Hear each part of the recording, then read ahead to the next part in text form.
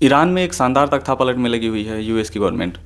वहीं अगर आप ध्यान देंगे तो पाएंगे लीबिया, सीरिया और ईरान में भी एयर स्ट्राइक करने के प्रयास में लगी हुई है यूएस।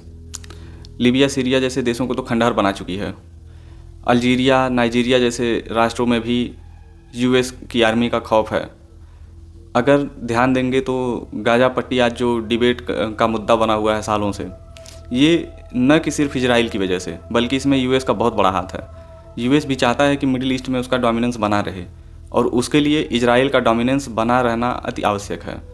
वहीं भारत में यूएसए ने लगभग तख्तापलट का प्रयास किया। जहां भी आज तक यूएस ने तख्तापलट किया है, मतलब सरकारें गिराई हैं, वहां सबसे पहले उन्होंने पहली टैक्टिक की खेली है वोट चोरी का, करंट गवर्नमेंट पर दोष लगाना और विपक्ष को फंड कर करके वोट चोरी का खूब मुद्दा देश में फैलाने का प्रयास। दूसरा, उस कंट्री पर हाई सैंक्शन करने का प्रयास, जो कि भारत पर अभी है।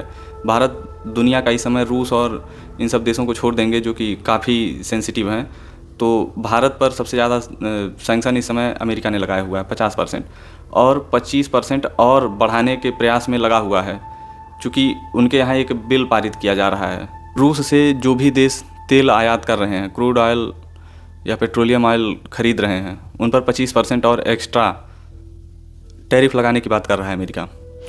अब इन सभी मुद्दों पर अगर ध्यान दें तो भारत कहाँ खड़ा है? भारत वेट एंड वॉच के सिद्धांत पर चल रहा है।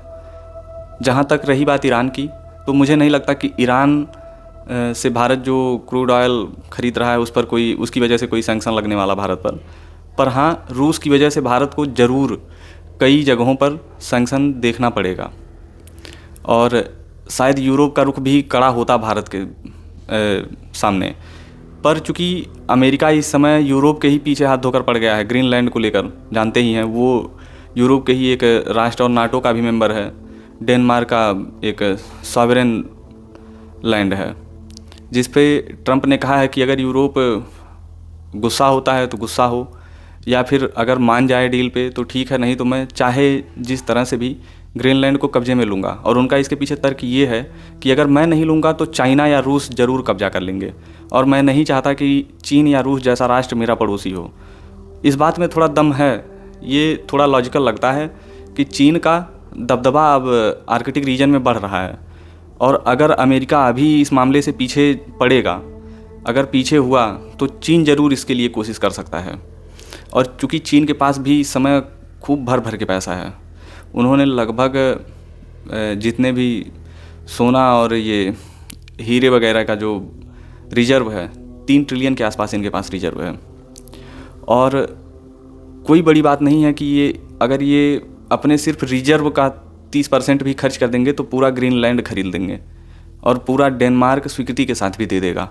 और अगर नहीं भी देगा तो 10 साल और रुकिए तो चाइना, जो आज अमेरिका कर रहा है आर्मी के थ्रू, वही चाइना करके ले लेगा।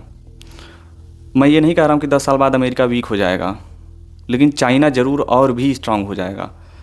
और अगर यही खेल चलता रहा तो चाइना ताइवान को जल्द अपने गिरफ्त में लेने वाला है।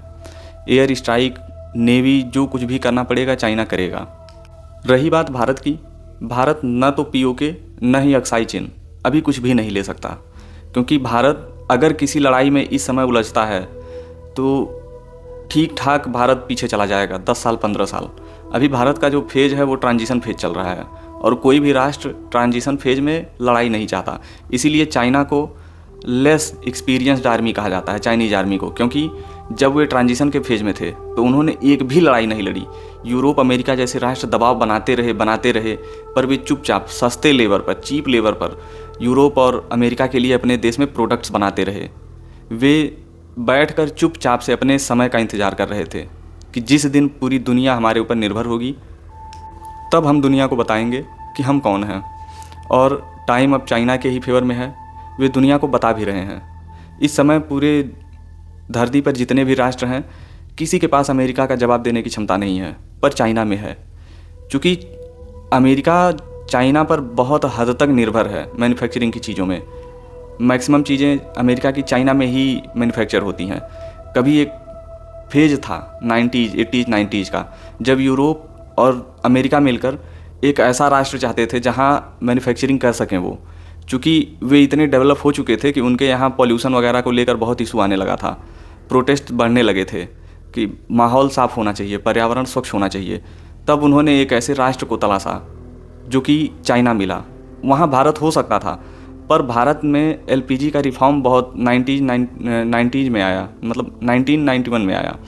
तो तब तक चाइना, यूरोप और अमेरिका की सारी ट्रांजिशन की जो फैक्ट्री थी सब अपने यहाँ कब ले चुका था और भारत इसमें पीछे हो गया।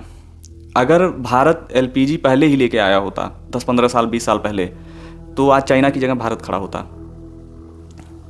चीप लेबर भारत और चाइना दो ही जगह यूरोप और अमेरिका को मिल रहे थे, पर चूंकि भारत अपने मार्केट को ओपन नहीं कर रहा था, इसमें भारत सरकार का डर जो था वो जायज़ था, क्योंकि हमारे यहाँ की अर्थव्यवस्था थी वो फार्मर बेस थी, किसान के आधार पर थी, खेती के आधार पर थी, कृषि के आधार पर। और हमारे किसान इतने योग्य सक्षम नहीं थे कि वे यूरोप या अमेरिका जैसे राष्ट्रों के किसी भी प्रोडक्ट से टक्कर ले पाते। आप याद करिए 1965 के टाइम जब भारत पाकिस्तान से लड़ाई लड़ रहा था, और 71-72 का समय याद करिए जब अमेरिका ने गेहूं का निर्यात बंद कर दिया था भारत में। तब हमें कितनी समस्याओं से गुजरना पड़ा था। शास्त्री जी तो नारा भी दिए थे कि जय जवान जय किसान। यह किसी टेम्परेरी बेस पर दिया गया नारा नहीं था, ये सब इसी को ध्यान में रखकर दिया गया था कि उस समय भारत की अर्थव्यवस्था किसान चला रहे थे और भारत को बचा रहे थे जवान। इसी बेस पर दिया गया था, लोगों को मोटिवेट करने के लिए किसान और जवान दोनों साथ खड़े हों। आज भी किसान को हम भारत के किसान को दरकिनार नहीं कर सकते, पर हाँ आज फ्रंट रनर हो चुका हमारा सर्विस सेक्टर। इंफ्रा की तरफ हम आगे बढ़ रहे हैं, दुनिया की second largest smartphone manufacturing country हो चुके हैं हम। पर इसका कहीं से भी ये मतलब नहीं है कि हम अमेरिका के आँख में आँख मिलाकर बात कर सकते हैं, क्योंकि कोई भी राष्ट्र मजबूत तब होता है जब उसके पास अच्छे साधन हो, अच्छी टेक्नोलॉजी हो। और हर टेक्नोलॉजी, किसी भी मिसाइल वगैरह में जब आप अटैक करते हैं तो उसमें लोकेशन की आवश्यकता होती है, और वह लोकेशन मिलता है जीपीएस से। जीपीएस अमेरिका का है। अगर अमेरिका जीपीएस से भारत को निकाल दे कि हम तुमको लोकेशन प्रोवाइड नहीं करेंगे, तो भारत अटैक करने में बड़ा परेशान हो जाएगा। मिसाइलें निकलेंगी, कहाँ जाके गिरेंगी कोई पता नहीं। हालांकि हमारे पास नाविक है, लेकिन उसका रेंज 1500 किलोमीटर ही है, और अगर उसके बाहर अटैक करना हुआ, जैसे चाइना से हमारी लड़ाई हो गई, तो वहाँ हम बुरी तरह से फेल हो जाएंगे। दूसरी तरफ अगर America Gmail, Google, WhatsApp, Instagram ये सब बंद कर दे, तो रातों रात हम कंगाल होते दिखाई देंगे। कंगाल हो ना हो, पर हमारे यहाँ इतनी बड़ी मात्रा में नेपाल की तरह प्रोटेस्ट शुरू हो जाएगा, लोग सड़कों पर आ जाएंगे कि देश में चल क्या रहा है, सरकार संभाल नहीं पा रही है सिचुएशन को। विपक्ष भी सिर्फ सत्ता में आने के चक्कर में इसको इतना बढ़ा चढ़ा कर पेश करेगी कि भारत आग के हवाले हो जाएगा, चारों तरफ सिर्फ धुआं धुआं होगा। अगर आप न्यूज़ मीडिया पर निर्भर करते हैं तो आप 2-3 चीज़ें देखते होंगे। चाइना हमेशा अमेरिका के सामने कड़ा रुख रखता है जब भी कोई बात आती है, पर भारत नहीं रख पाता। आपको लगता होगा कि भारत क्यों नहीं रखता? भारत अभी नहीं रख सकता, और इसमें सबसे बड़ी वजह हम ही लोग हैं। भारत सरकार हमें ही बचाना चाहती है। अगर आज भारत सरकार अमेरिका से दबाव में ट्रेड डील कर ले तो उसमें हमारे किसान बर्बाद हो जाएंगे। अमेरिका अपना डेयरी प्रोडक्ट जो है वो सब ला के भारत में पाट देगा, हम बर्बाद हो जाएंगे। हम उनके सामने नहीं टिक सकते। उनके यहाँ किलोमीटर में खेत होते हैं, हमारे यहाँ कैसे हैं आप सब भी जानते हैं। हम कहीं से भी अमेरिका को बीट नहीं कर सकते। इसलिए यह सही समय है, चाइना की तरह, जैसे चाइना 80s 90s के दशक में चुपचाप अमेरिका और यूरोप का अत्याचार झेल रहा था, सिर्फ इसलिए कि इनको एक बार निर्भर हो जाने दो हमारे ऊपर। पूरी इनकी फैक्ट्रीज हमारे यहाँ एक बार शिफ्ट हो जाने दो, फिर हम इन्हें बताएंगे। और वही हुआ, यूरोप अमेरिका की सारी मैन्युफैक्चरिंग चाइना से होती है।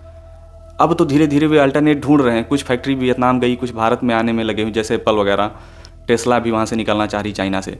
लेकिन अब भी दुनिया की सबसे बड़ी मैन्युफैक्चरिंग हब चाइना ही है, और चाइना को इतनी आसानी से कोई दरकिनार कर भी नहीं सकता। यही सच्चाई है। सच्चाई को स्वीकार करते हुए हमें आगे बढ़ना होगा।